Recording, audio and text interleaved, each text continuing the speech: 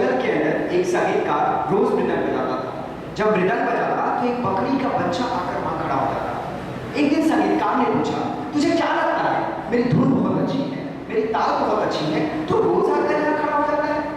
बकरी के बच्चे ने कहा, मुझे इतना तो नहीं पता आप क्या बजाते हैं, आपकी संगीत क्या है, आपका धुन क्या है, आपकी ताल क्या है। मैं तो बस इतना जानता हूँ कि आपके मृदंग पे जो चमड़ी लगी है वो मेरी माँ के शरीर की है, और जब उस पर थाप पड़ती है तो मैं यहाँ पर खड़ा होता हूँ।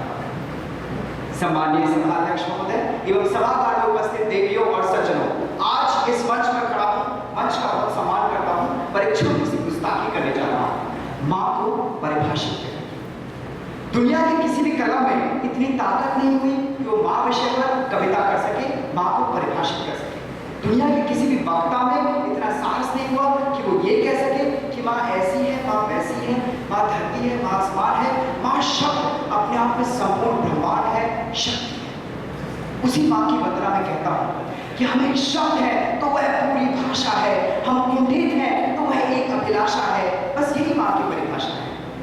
हम समुद्र का है तेज वेग, वह झलकों का है निर्मल स्वर, हम एक शूल है तो वह सहस्त्र ढाल प्रखर, हम दुनिया के हैं अंग तो वह उसकी अनुग्रह निगाह है, हम पत्थर के हैं संग तो वह कंचन की कणिका है, हम बकवास है वो भाषण है, सरकार है वो शासन है, हम लवकुश है वो सीता है, हम छंद है वो कविता है, हम राजा है वो राज है, हम मस्तक है वो ताज है, वही सरस्वती का उद्भव है, रणचंडी और लाशा है, हम एक शब्द है तो वह पूरी भाषा है। जिनकी माएँ जिनके पास होती हैं वो दुनिया के सबसे भाग्यशाली लोग होते हैं, पर जब माएँ नहीं होती तब क्या होता है, इस पर एक कविता करना चाहता हूँ। कल जब सुबह उठकर गांव पर जा रहा था, अचानक लगा कोई रोक लेगा मुझे और कहेगा, खड़ा खड़ा दूध मत पी, हजम नहीं होगा, तो खड़ी सांस ले ले, अरे इतनी ठंड और कोट फूल गया, इसे भी अपने साथ ले ले। मन में सोचा माँ ने रसोई से बोला होगा, जिसके हाथों में सना हुआ आटा होगा, पर घूम कर देखा तो क्या मालूम था, वहां सिर्फ सन्नाटा होगा। अरे अब हवाएं ही तो बातें करती हैं मुझसे, जब कोई नहीं होता बात करने को तब कहता हूँ कि अरे अब हवाएं ही तो बातें करती हैं मुझसे। लगता है जब जाऊंगा किसी खास काम से, कोई कहेगा दही शक्कर खा ले बेटा, अच्छा शब्द होता है, कोई कहेगा गुड़ खा ले बेटा, अच्छा शब्द होता है, पर मन आज इसी बात को तो रोता है। आज सब कुछ है बात, सब कुछ, वो सारी आजादी जिसके लिए मैं तुमसे सारे कुल लड़ता रहा, आज वो सारी आजादी मेरे पास है, न जाने फिर भी क्यों दिल की हर धड़कन उदास है।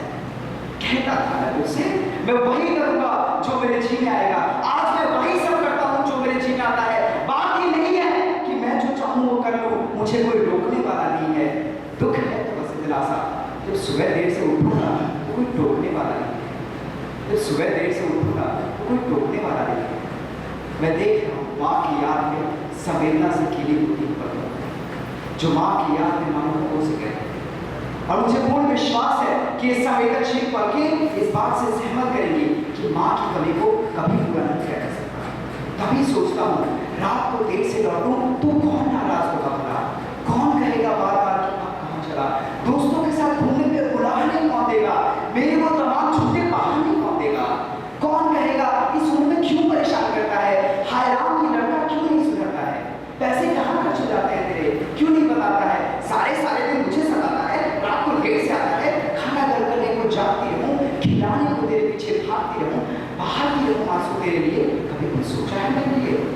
खैर मेरा तो क्या हो रहा है, इस बूढ़ी का तो क्या होना है और क्या हुआ है, अरे तू खुश रह लेना, बस यही दुआ है। और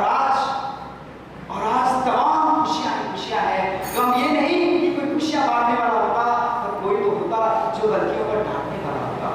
तो होती ना तो हाथ फेरती कभी सर पे, कभी हल्के से बांध लगाती, इसे नौकरी मिल जाए, ये तरक्की करे, दुआओं में हाथ उठाती और तरक्की के लिए खर्च हो देगा, ये सुनकर दरवाजे के पीछे छुपी आंसू। माँ एक ऐसा विषय है जिसमें जितनी यादें बताऊं, जितना ही परिभाषित करने की कोशिश करो उतना ही मुश्किल है। और क्या लिखूं, क्या कहूं, क्या बलियों का रूप होती है या कड़कती ठंड में सुहानी धूप होती है, वो होती है उदासी में हर वर्ष की दवा की तरह या उमस में शीतल हवा की तरह, वो चिड़ियों की चहचहाट है निश्चित खिलखिलाहट, वो आंगन में फैला उजाला है या मेरे गुस्से में लगा ताला, वो पहाड़ की चोटी पर सूरज की किरण है, वो जिंदगी सही जीने का आचरण है वो काफिया जो किसी गजल को मुकम्मल कर दे, वो अक्षर जो ना हो तो वर्णमाला अधूरी है, वो जो सबसे ज्यादा जरूरी है। ये नहीं कहूंगा कि हर वक्त सांस होती है, क्योंकि माँ मात्र एक एहसास होती है, मात्र एक एहसास होती है।